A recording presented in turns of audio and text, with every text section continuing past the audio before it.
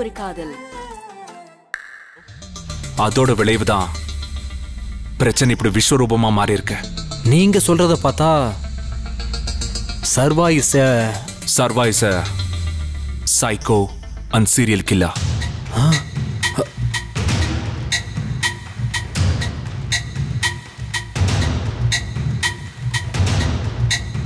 Sir, அப்போ அவன்கிட்ட மாட்டி இருக்கிற கையிலோட நிலைமை கவலைக்கிடமான நிலைதான்.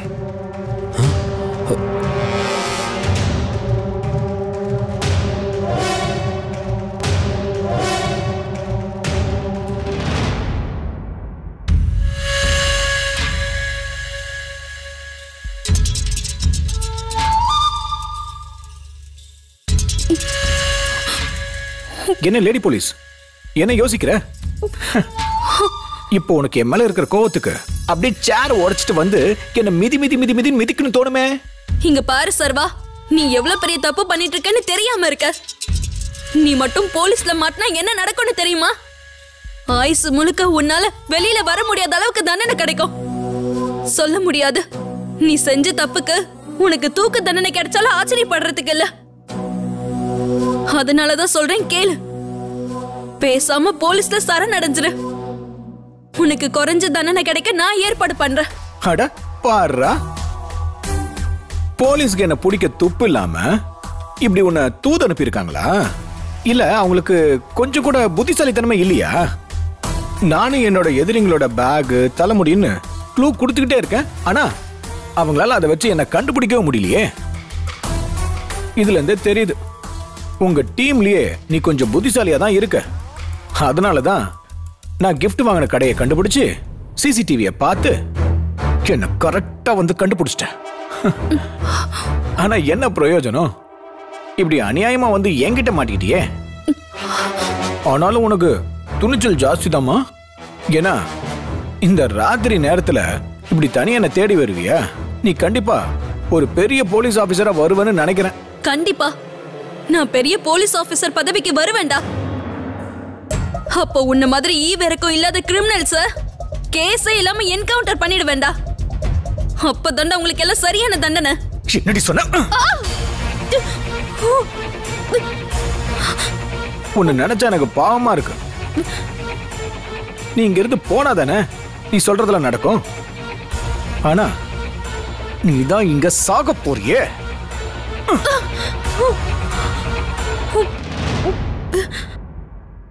பயமா இருக்குல்ல? சரி, அதுக்கு முன்னால உனக்கு ஒரு சர்ப்ரைஸ் காட்ட போறேன். பாக்குறியா? பாரு.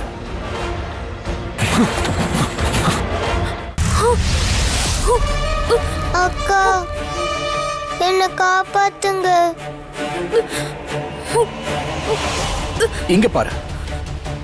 இது 4-5 குழந்தைலாம் கிடையாது. அந்த அளவுக்கு ஈவ இறக்கம் இல்லாதவன் இல்ல. ஒரே ஒரு குழந்தை, ஆனா பெரிய குழந்தை. பாரு. யார் தெரியுமா? நீ சிசிடிவி ஃபுட்டேஜ்ல நீ எப்படி என்ன பாத்தியோ அதே மாதிரி என்ன தத்ரூபமா வரைஞ்சு ஒரு பெரிய ஆபீசர் கிட்ட கொடுத்தான். அதனாலதான் இப்ப பெட்டிக்குள்ள பொட்டி பாம்பு மாதிரி படுத்திருக்கான்.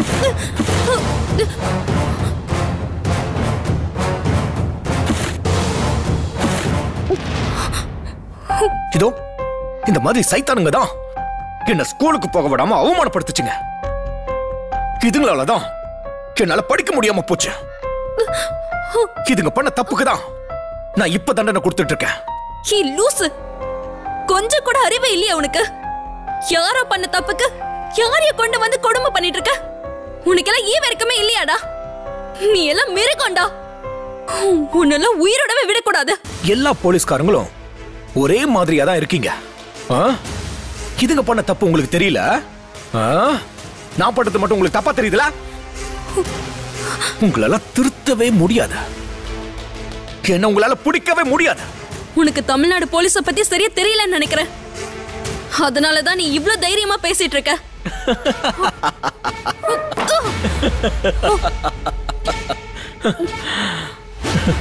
யாரு எனக்கு தமிழ்நாடு போலீஸ பத்தி தெரியாதா?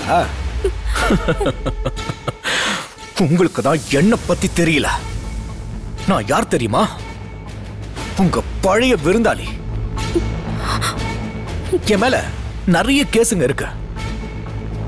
பழைய கிரிமினல் லிஸ்ட்ல நானும் இருக்கேன். இருந்தும் உங்களால என்ன கண்டுபிடிக்க முடியலையே. இதுக்கு மேல எதுக்கு உங்ககிட்ட பேசிக்கிட்டேன்? நான் உன்னை சாகடிக்கிறதுக்கு முன்னால இவங்களை என்ன பண்றேன்னு பாரு. நீதான் இவங்க மேல ரொம்ப பாசமா இருக்கியே, பாரு.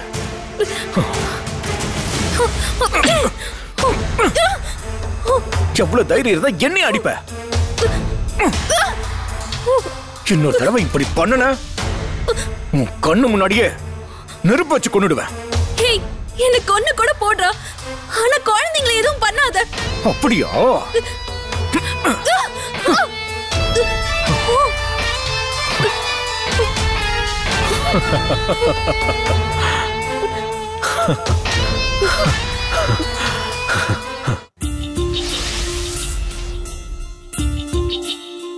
சார், இவ்வளோ இன்ஃபர்மேஷனையும் கலெக்ட் பண்ணிட்டு ஏன் சார் இன்னும் ஆக்ஷன் எடுக்காம இருக்கீங்க?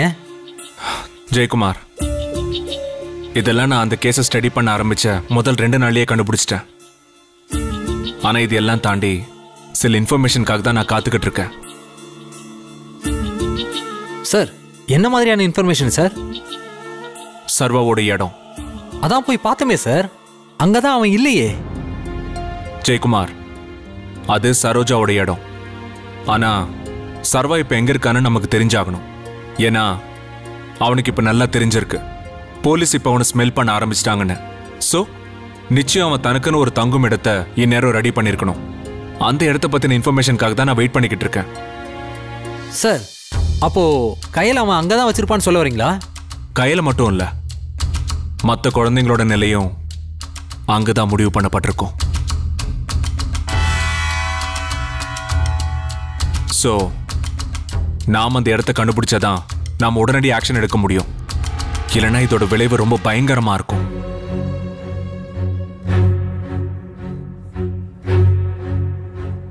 ஏன்னா இந்த மாதிரியான சைக்கோ மனநிலை உள்ள ஆட்களுக்கு தன்னோட தோல்வியை உணர்றதுக்குள்ள அவங்கள நாம கண்ட்ரோல் பண்ணி ஆகணும். இல்லைன்னா நிலைமை நாம எதிர்பார்க்கறத விட இன்னும் பயங்கரமா இருக்கும். சார், அப்ப அந்த இடத்தை நம்ம எப்படி சார் தெரிஞ்சுக்க போறோம்? அதுக்காக தான் நான் ஒரு விஷயம் விசாரிக்க சொல்லியிருக்கேன்.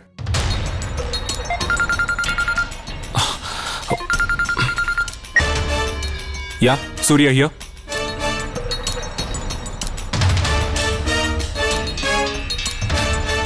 Good, very good.